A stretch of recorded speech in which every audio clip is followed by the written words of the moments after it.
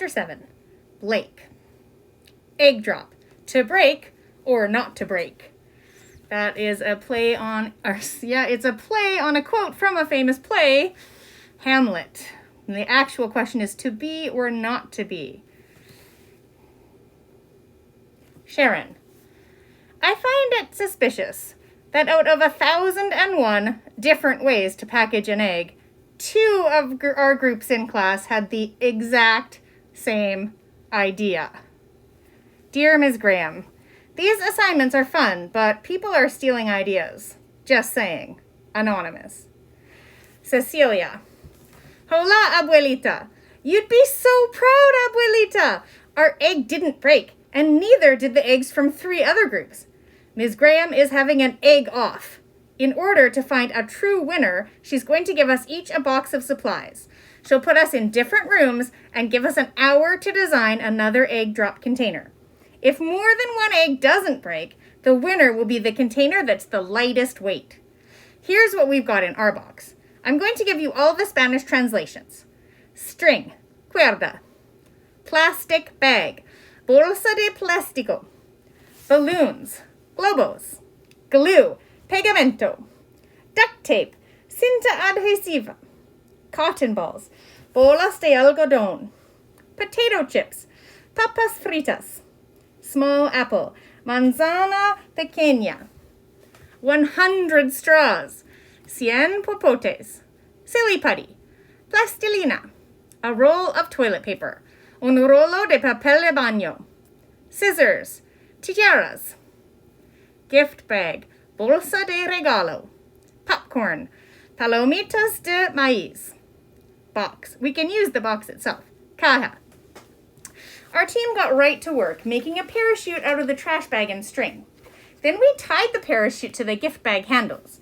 We wrapped the egg in toilet paper and set it inside the gift bag. We brought Kermit over to our work area for good luck. I can't wait until we test it later this afternoon. Wish me luck, abuelita. Besos y abrazos, Cecilia. Henry. Scene. Kaylee, Aviva, Henry, and Blake sit in a small teacher workroom trying to rig a container. Kaylee is shrieking and running around the room. Apparently, she thinks this is helpful.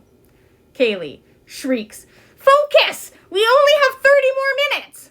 Blake ignores her, tapes straws together in a structure with a pocket in the center. Kaylee, I can't believe she's making us do this here, at school, with no time to prep. Henry creates a duct tape balloon ball. Yeah, we can't even cheat. Pauses.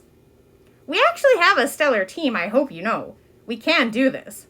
Kaylee, stop messing around, guys. We're running out of time.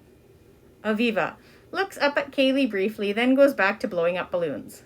Henry speaks calmly. Kaylee, you're shrieking. Kaylee, because we're running out of time. Henry, I'm not sure if you've noticed, Kaylee, but we've got 2 awesome ideas here.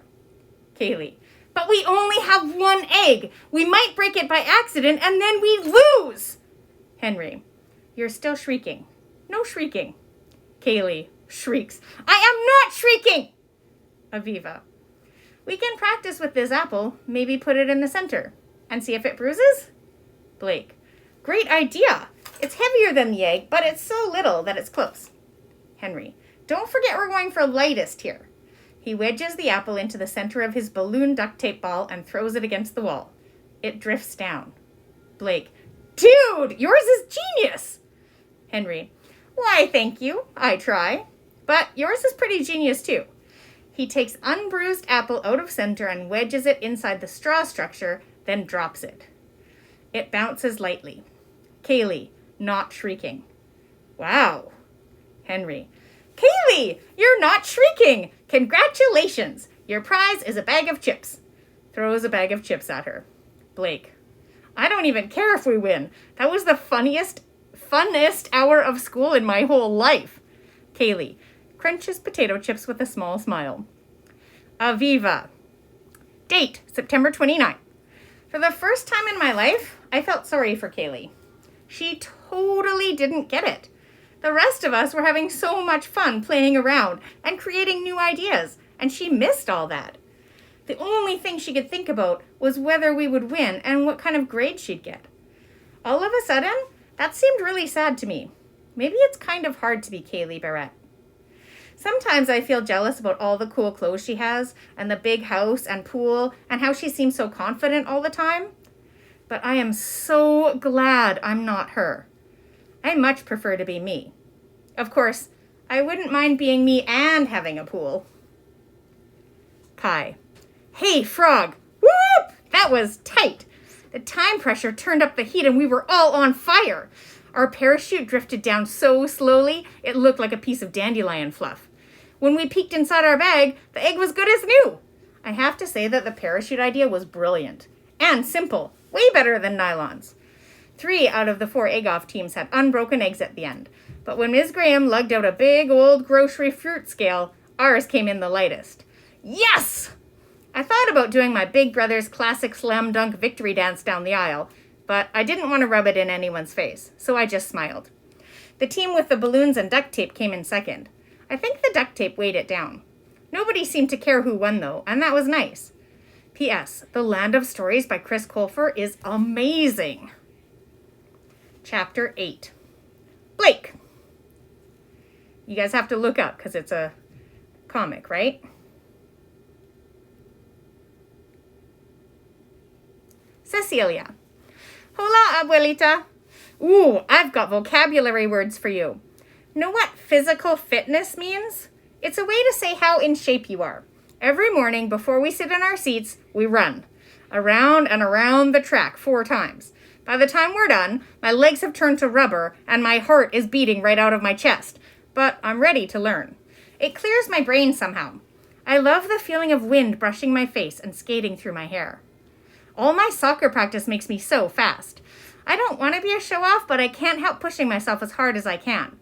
Emily cheers for me each time I loop the track. Go, Cecilia, she calls. This makes me embarrassed, but in a good way. When it's her turn, I'll cheer for her too. I wish you could meet the kids in my class, abuelita. I just know you'd love them. Words to practice. Rubber, hule. Embarrassed. Avergonzado. Brain, cerebro. Besos y abrazos, Cecilia. Kaylee. Dear Ms. Graham, who came up with this physical fitness program? It's biased. How fast we run and how many pull-ups we do, how does that tell us if we're fit or not? I'm not pointing this out for myself. I'm one of the faster girls, and I can do 5 pull-ups, which isn't bad. I'm thinking of Aviva, though. She's super fit. She rides horses and carries these ginormous bales of hay, but the girl can't run. As long as she tries her best, she should get an A for effort. Although I guess you could make the same argument for someone like Blake. He can't spell, but if he tries hard, should he get an A for effort? I don't know. He's the fastest boy runner. Honestly, it doesn't look like he's even trying. It looks like it's as easy as breathing. Kai. Hey, Frog! People think boys should be good at sports. My brother Thomas sure is. I guess I sort of look like I could be. I'm pretty tall and a stretchy kind of skinny. And I do own a ridiculous number of Lakers t-shirts, sweatshirts, caps. Thomas and I have this deal, that if we shoot hoops, we also do a round of Rubik's Cube or chess to make it fair.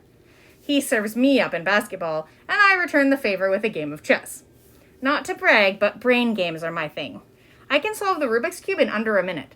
I can do it behind my back in 2, and hanging upside down from the monkey bars in 90 seconds. Truth is, I like watching sports more than playing them. I like to yell at the television and eat popcorn and drink soda. So, running is not my favorite. I'm cool with having my muscles burn and feeling sweaty and sinking a few baskets now and then, but I'll take books over laps any day.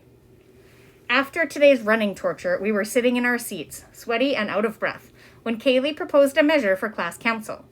She said we should make our daily runs into relay races. That way, no one would feel embarrassed about their speed, and she said our table groups would even us out. At first, I was suspicious, and I figured she was just trying to find another way to beat out our team. But even though she and Blake are fast, Aviva is pretty slow. Emily and I discussed, and we both agreed that relay races are the way to go. If Ms. Graham still wants us to run 4 laps, we can each circle 4 times before the handoff. Ms. Graham didn't veto either. Yes! Relays approved. Sharon. When Ms. Graham blew the whistle to start our relay, I pumped my legs so fast that I could hardly feel them, like they were disconnected from my body. Aviva grabbed her baton a few seconds before me. I passed her right off, my lungs burning for air and the track dust fluffing around my feet. But then, as I neared the end of my fourth lap, Aviva finished her third, handing her baton off to Blake's outstretched palm. Maybe it was the heat, or the lack of oxygen to my brain. Did Aviva really just cheat? She doesn't seem the cheating kind. Did she get confused? Miscount her laps? All I know is she turned her head with a face as happy as summer. Kaylee put her arm around Aviva's shoulder and whispered in her ear. I watched as Aviva's smile melted. Henry. Scene. Class lecture. Students are hot and sweaty after the run. The room is stinking up like old socks in a microwave. Ms. Graham makes everyone set their chairs up in a big circle. Ms. Graham. Today I was impressed with someone's character. One of our students, who will remain unnamed, accidentally ran 3 laps instead of 4. This person didn't realize until after they'd handed the baton off. If they hadn't said anything, I wouldn't have known. But they did. This person came up to me in private and shared the mistake. Kaylee nudges Aviva quietly. Aviva blushes. Ms. Graham. I want to compliment this student for his or her character. I know that there are times when people in this room have not been entirely honest and trustworthy. I won't point fingers, but you know who you are. Henry, dripping sweat like a broken faucet and glaring pointedly at Kaylee.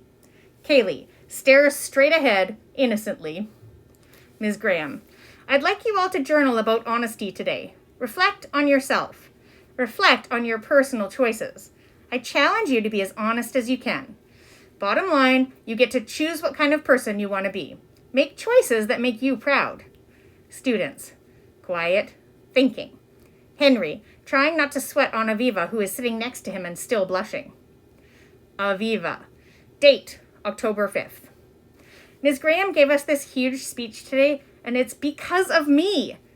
Once I realized I'd screwed up, there's no way I could have stopped myself from telling Ms. Graham. Kaylee said it was no big deal, that it wasn't like I cheated on purpose.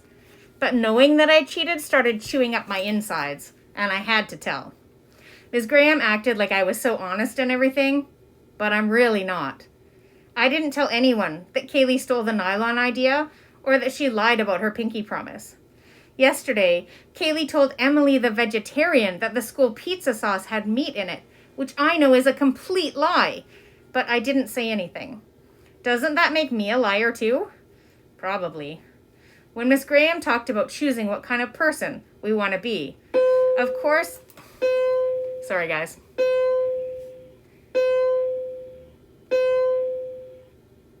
Of course, this made me think about Emily. I know it hurts her feelings that I'm hanging out with Kaylee. I don't mean for it to, but I need Kaylee to be my friend for next year. Plus, I think Kaylee's been a little nicer recently. I'm pretty sure she suggested the relay race for me. She's an okay friend. I just wish she wouldn't be mean to Emily, and I wish it was easier for me to stand up to her. Why can't I go back to being friends with both of them? Why do I have to pick? Emily. Status. I can't tell what this is. It looks unhappy and blue. Dear Hope, I felt sick to my stomach after what Kaylee told me. I had no idea that the school sauce had meat in it. I've been off meat for 3 years now. Ever since Dad did that article on the way cows and chickens are treated, I'll never buy school lunch again. I went to the bathroom to splash water on my face. I know it's ridiculous to cry about something like pizza, but I've never been any good at holding back tears. Cecilia and Sharon were washing their hands in the sink. They sort of looked at each other, then looked at me. I'm pretty sure they could tell I was upset, but they didn't make it weird by asking a bunch of questions. Instead, they just walked with me back to class. Ms. Graham assigned us to write about honesty. If I'm being honest, I'm pretty lonely. Dad's gone, always. Mom's busy painting, and since the house is empty except for us, we don't do sit-down dinners anymore. I mostly eat on the couch with the television on. My friends are disappearing. Sharon and Cecilia are nice enough, but it's not the same. Honesty is a complicated thing.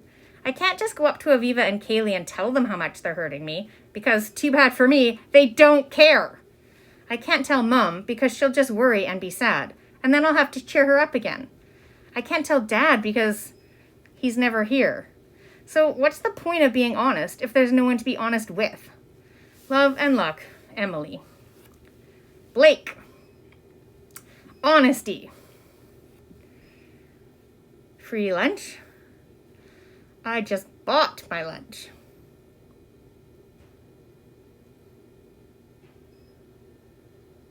I forgot my art supplies.